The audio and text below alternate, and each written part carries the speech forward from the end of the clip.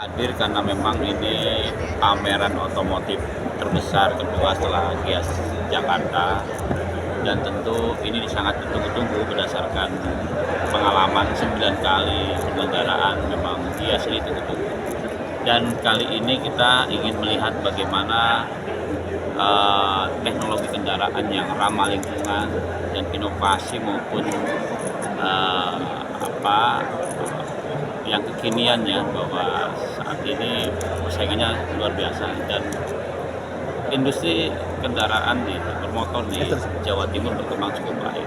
Ada 4 kabupaten kota yang memang juga memproduksi anak produksi di sini, dan ini mendorong industri untuk sektor industri perdagangan maupun untuk industri pengolahan yang pada akhirnya banyak yang membantu perekonomian kita. Yang jelas masyarakat Jawa Timur juga sebagai kota terbesar Surabaya membutuhkan banyak sekali kendaraan-kendaraan terbaru yang ramah lingkungan.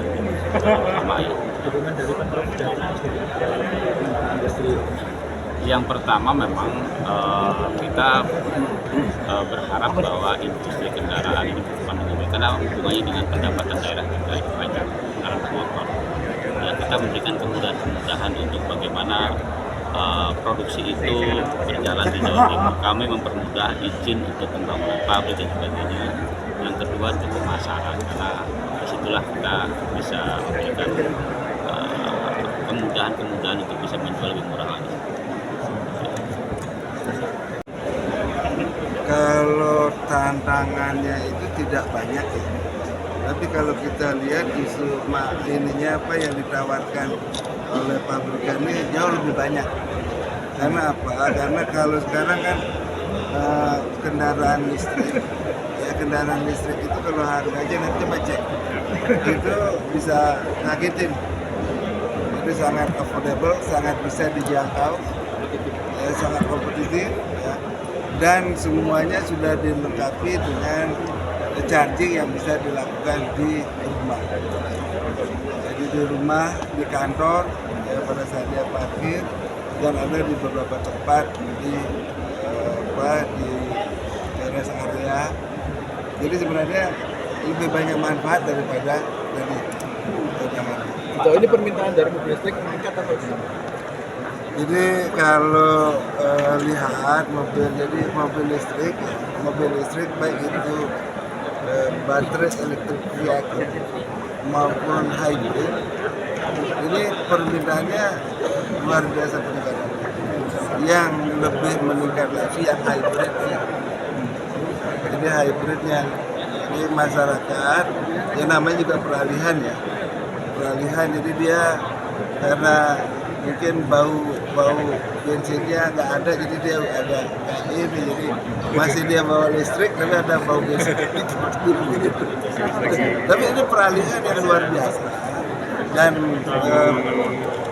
masuknya mileage-nya, efisiensi penggunaan fuelnya sudah sangat turun, di mana fuel ini kita tahu kan makin naik aja harganya, sehingga ini akan membantu masyarakat untuk bertransportasi dengan harga yang kalau kita pakai yang full bahan bakar itu meningkat, kalau ini mungkin lebih rendah daripada yang sebelumnya.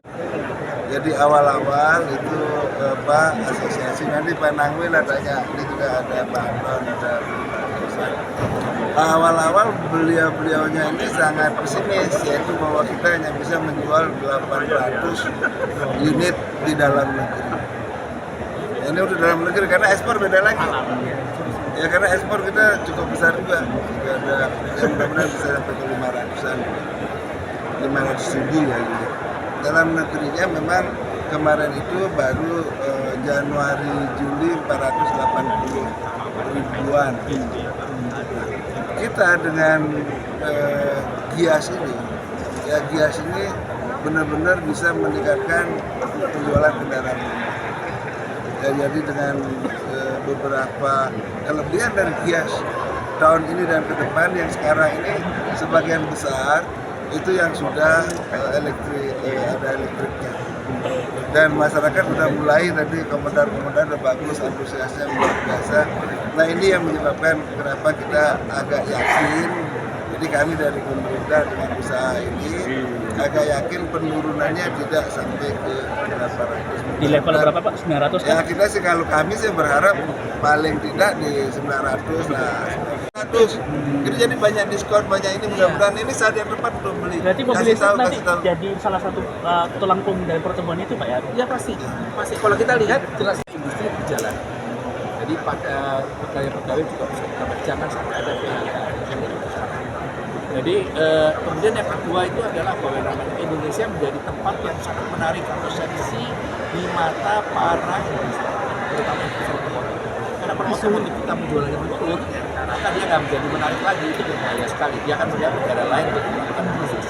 Itu sebabnya kami berusaha untuk yang namanya market domestik kita bisa tetap tumbuh, paling nggak bisa sama lah dibanding tahun lalu. Pak tadi kan ngomongin Gias tumbuh Komunikasikan teknologi otomotif ke masyarakat. Tapi tentunya di situ kita lihat bahwa biasanya akan tumbuh terus. Contohnya di Gias tahun ini dibandingkan dengan tahun lalu yang Gias Jakarta itu penjualannya tumbuh cukup tinggi ke 34.000 unit dari sekitar 27.000 unit. Kemudian yang namanya nilai transaksinya dari sekitar 14,sekian triliun menjadi 18,8 triliun. Itu terlihat sekali. Nah, jadi mudah-mudahan di Surabaya juga bisa.